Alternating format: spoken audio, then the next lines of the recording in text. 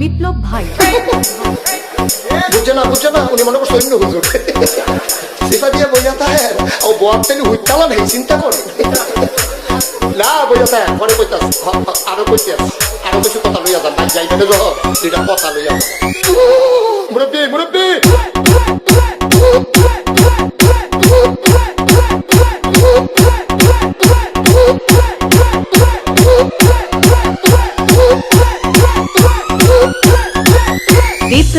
বিপ্লব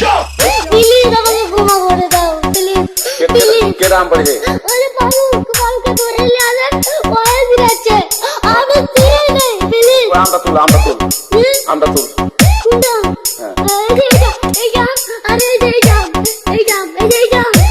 ওরে ধীরে দিছে আমি চিনি নেই প্লিজ একটু দূরে দাঁড়া ওরে দাঁড়া